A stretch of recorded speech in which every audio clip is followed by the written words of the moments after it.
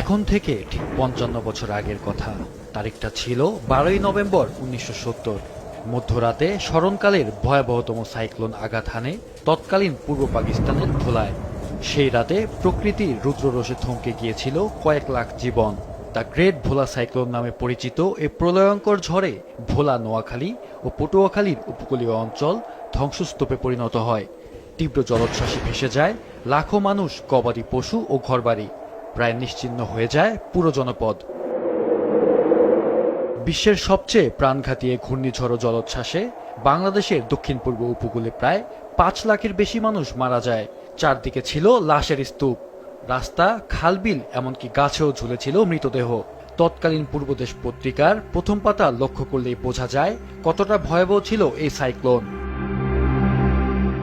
অনেকেই প্রিয়জনের লাশ পর্যন্ত খুঁজে পাননি। তেমনি দৌলত খানের বৃদ্ধ শাহে আলম এখনো নভেম্বর এলেই মেঘনা তীরে হারিয়ে ফেলা মায়ের খোঁজে ফেরেন। বাবা আগে মারা গেছে, পরে মারে লইয়া করলাম, সংসার নিজ দিকে চলছি, খাইছি। এই অবস্থায় বন্যায় আমার ঘর বাড়ি যা সম্পদ আছে সব কিছু লয়ে গেছে। এখনো নদী ফেলায় বয়া বয়া চাই, নদী মারার পাইনি। তখন বাঁচতে কেউ গাছের ডালে, কেউ ঘরের উঁচু জলে আশ্রয় নিয়ে কোনো মতে প্রাণে রক্ষা পেলেও ঘন্টার পর ঘন্টা গাছ জড়িয়ে থাকায় তাদের হাত পা, পেটের ছিলে যাওয়া চামড়া জানান দিচ্ছিল পরিস্থিতির ভয়াবহতা। এসব কথা মনে করে আজও শিউরে ওঠেন অনেকে। গাছ ধরে আমরা আসছিলাম, অনেক পানি হয়েছে আমরা তো মারি লাগুর ভাই না, আমরা তখন এই গাছ ধরিয়া আর কি আসছিলাম আর কি, আপনার গাছের ইয়া দরিয়া হেয়ার আমরা আসছিলাম। এইসব আমাকে আল্লাহ বাঁচায় রাখছে। তবে ভোলা সাইক্লোন শেষ পর্যন্ত কেবল একটি প্রাকৃতিক দুর্যোগই ছিল না।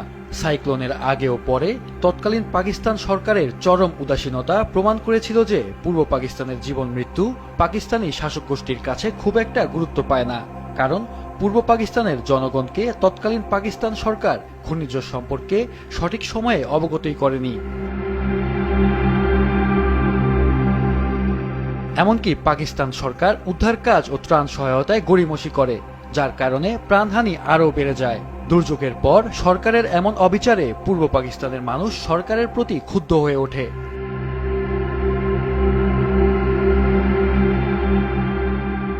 জনরোষের মুখে পড়ে তৎকালীন রাষ্ট্রপতি ও সামরিক শাসক ইয়াহিয়া খান কয়েকদিন পর হেলিকপ্টারে চড়ে প্রায় ১০,০০০ ফুট ওপর থেকে ক্ষতিগ্রস্ত এলাকা পরিদর্শন করেন। প্রায় ১০ দিন ধরে অধিকাংশ মানুষ ছিল অভুক্ত। সর্বত্র পচে গলে পড়ে থাকা মানুষ, গবাদি পশুর মৃতদেহ থেকে ছড়িয়ে পড়ে কলেরা সহ নানা প্রাণঘাতী রোগ। ক্ষুধা ও রোগে বিপর্যস্ত জনজীবনের সৃষ্টি হয় তীব্র ক্ষোভ। এরপর সাইক্লোনের ১ মাসের মধ্যেই অনুষ্ঠিত হয় ১৯৭০ সালের নির্বাচন।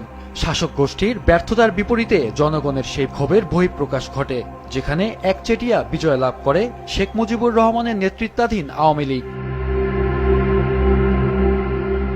এরপরেও নির্বাচনের পর ম্যান্ডেট যখন পশ্চিম পাকিস্তানের শাসক গোষ্ঠী অস্বীকার করল, তখন এই অবহেলাই মুক্তিযুদ্ধের অনিবার্যতা প্রমাণ করেছিল। তাই ভোলা সাইক্লোন আজও বাংলাদেশের স্বাধীনতার অন্যতম ভিত্তি হিসেবে বিবেচিত হয়। মাহফুজুল হাসান, মাছরাঙা নিউজ ডেস্ক।